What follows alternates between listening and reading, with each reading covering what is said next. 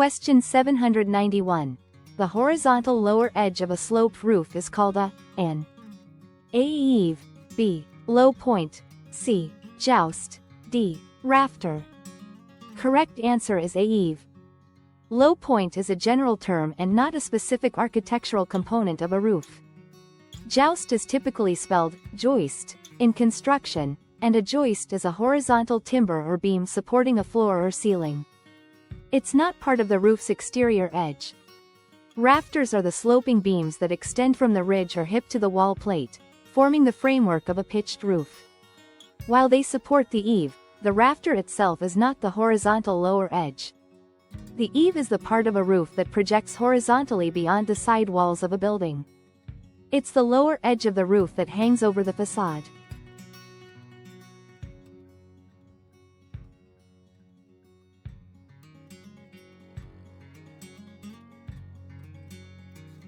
Question 792. Upon the sale of a business opportunity, the seller is required to collect sales tax from the buyer on the A. Inventory included in the sale, B. Goodwill, C. Projected future earnings that will occur in the year after the sale, D. Fixtures and furniture that are part of the business. Correct answer is D. Fixtures and furniture that are part of the business. When selling a business, the seller is generally responsible for collecting sales tax on the tangible personal property being transferred. This includes items like 1. Fixtures. These are items permanently attached to the property, such as built-in cabinets or shelving. 2. Furniture. Tables, chairs, desks, and other movable items used in the business. While inventory is considered tangible personal property, it's usually not subject to sales tax when sold as part of a business. However, if the inventory is for the buyer's own use, not resale, it would be taxable. Goodwill is the intangible value of a business, such as its reputation or customer base. It's generally not subject to sales tax. Projected future earnings are not tangible assets and are not subject to sales tax.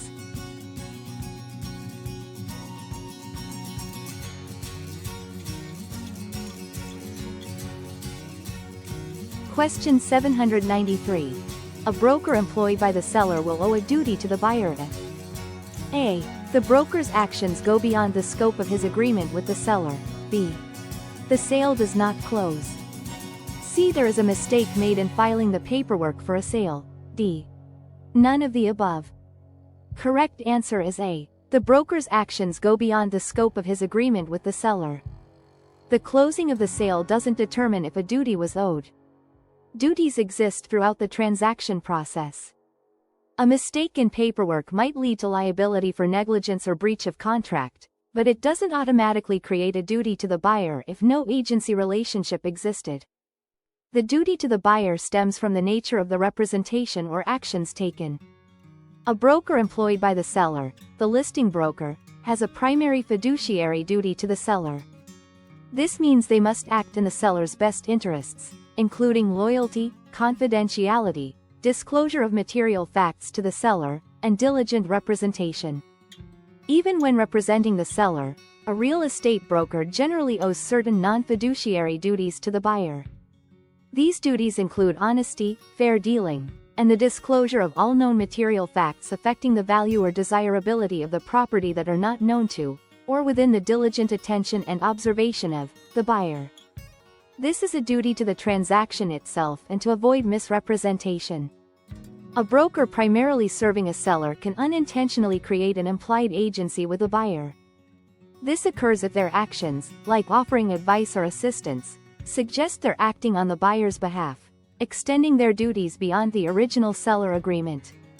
Such an implied relationship would then impose fiduciary duties on the broker towards the buyer. If the broker, or another agent within the same brokerage, represents both the seller and the buyer in the same transaction, this creates a dual agency. In a dual agency, the broker owes fiduciary duties to both the buyer and the seller, but with limitations on confidentiality regarding price and motivation unless express consent is given. Dual agency requires informed written consent from both parties. Question 794. with an FHA loan, a primary benefit to a lender is: A. Loan-to-income ratio is higher. B. More robust bond yields. C. Mortgage insurance. D. Alternative financing. Correct answer is C. Mortgage insurance. FHA loans often allow for higher debt-to-income (DTI) ratios for borrowers. This is a characteristic that benefits the borrower by making the loan more accessible. For the lender, it actually represents a higher risk if not for the mortgage insurance mitigating that risk. Bond yields are related to the broader financial markets and how mortgages are bundled and sold as securities. While FHA-backed securities are generally considered stable, the direct benefit to the originating lender at the time of loan creation is not primarily about bond yields. FHA loans are a specific type of government-backed financing. While they are an alternative to conventional loans, this isn't a primary benefit to the lender in the same way that risk mitigation is. The benefit is that they are insured. FHA loans are government-insured. The Federal Housing Administration, FHA, which is part of the U.S. Department of Housing and Urban Development, HUD, does not lend money directly. Instead, it insures loans made by FHA-approved private lenders. Borrowers pay a mortgage insurance premium, MIP, both an upfront premium and an annual premium, to the FHA. This insurance protects the lender in case the borrower defaults on the loan. This insurance significantly reduces the risk for the lender. Because the FHA guarantees a portion of the loan in the event of borrower default, lenders are more willing to offer FHA loans to borrowers who might not qualify for conventional loans due to lower credit scores or smaller down payments.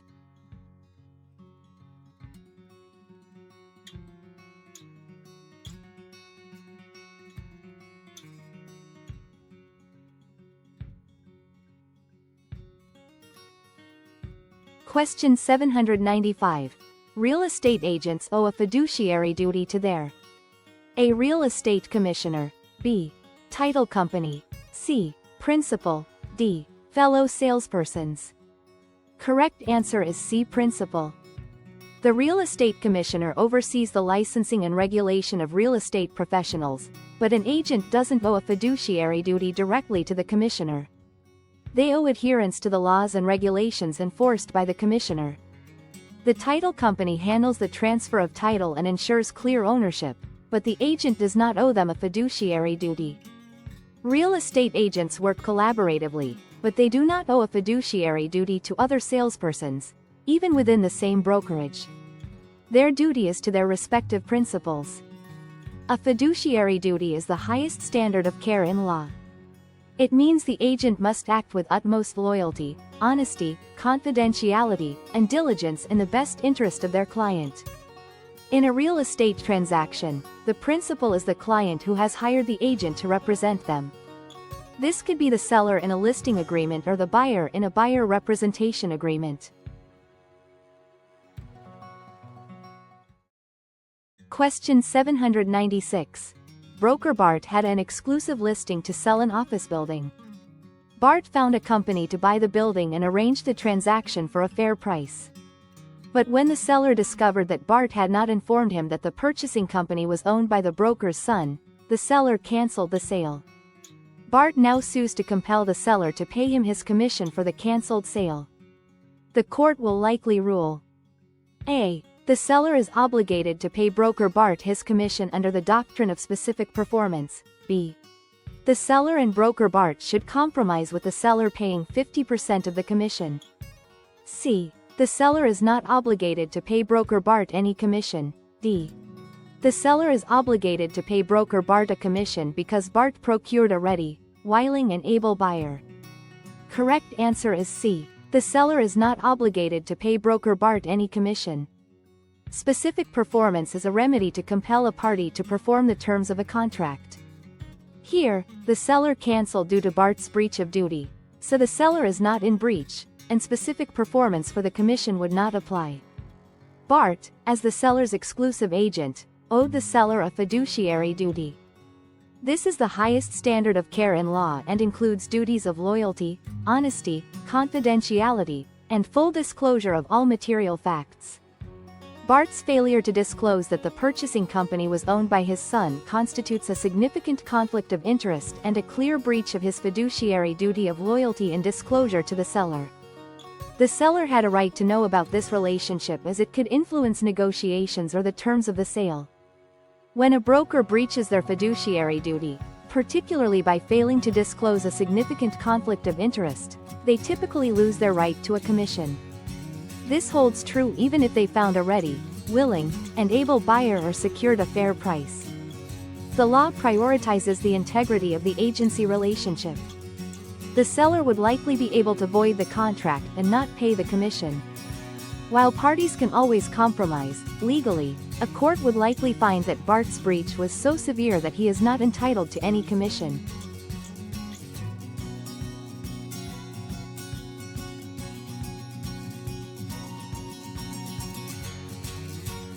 Question 797. Which of the following would not be considered a good opportunity for a real estate investor? A. Good property in a declining neighborhood. B. Poor property in an up-and-coming neighborhood. C. Underperforming property. D. Cosmetically damaged property. Correct answer is a good property in a declining neighborhood. In a declining neighborhood, property values are likely to depreciate, making it difficult to achieve appreciation or attract quality tenants, even if the property itself is in good condition.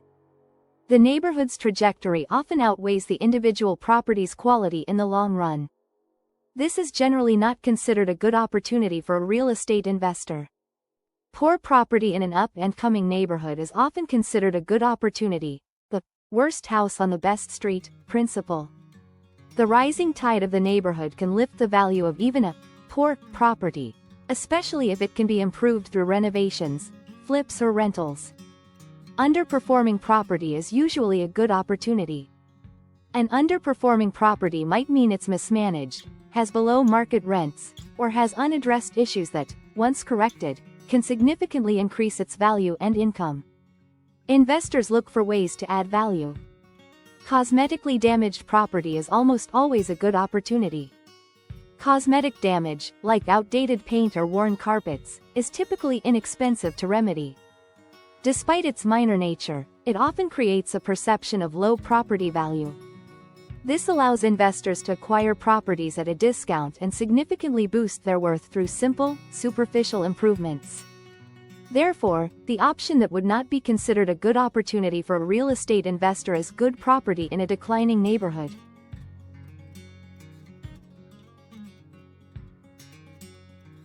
Question 798. A property is listed for sale with an agreement to pay the broker a commission of 7% of the sale price. The broker decides to pay 40% of the commission to his salesman. Now, if the property sells for $650,000, how much commission will the salesman earn? A. $18,200. B. $22,000. C. $45,500. D. It is unlawful for the broker to compensate the salesman out of the commission the broker earned. Correct answer is $18,200. Formula: P equals WX commission, percent. Change the percentage, 7%, to a decimal number.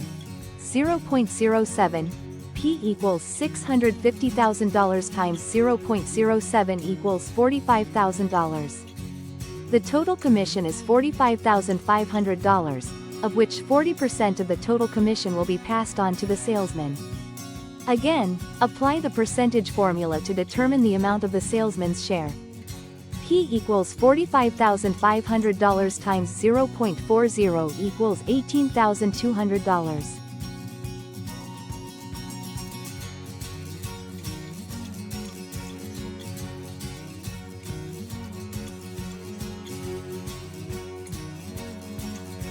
Question 799. If rises are seen in both the employment rate and overall consumer confidence, then the following will likely occur in the next several months, except: A. Personal income will go up. B. New home construction will rise. C. Existing home sales will increase. D. The stock market will rise by at least 15%. Correct answer is D. The stock market will rise by at least 15%. Increased employment and consumer confidence often lead to wage growth, more hours worked, and job security, all contributing to higher personal income. This is also very likely. With higher employment and confidence, people are more secure in their jobs and finances, making them more likely to buy homes. This increased demand stimulates new construction. Similar to new home construction, higher employment and confidence mean more people are financially able and willing to purchase homes, leading to increased activity in the existing home sales market. While a strong economy with rising employment and consumer confidence generally has a positive impact on the stock market, predicting a specific percentage increase, like at least 15%, is speculative. The stock market is influenced by many factors beyond just these two indicators, including global events, corporate earnings, interest rate expectations, and investor sentiment, which can be volatile. There's no guarantee of such a precise or substantial rise.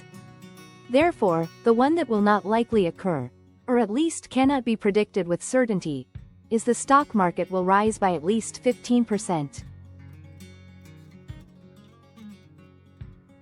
Question 800. Proposition 58 excludes from tax reassessment property that transfers between A. Government agencies, B. Government and privately owned businesses, C. Parent and child, D. Public universities. Correct answer is C. Parent and child. Proposition 193 provides protection similar to Prop 58 for property transferred between grandparents and grandchildren. These propositions excludes from tax reassessment property that transfers between parent and child. This means that if a parent transfers a property to their child, the property will not be reassessed for tax purposes. This can be a significant tax benefit, especially in areas where property values have increased significantly.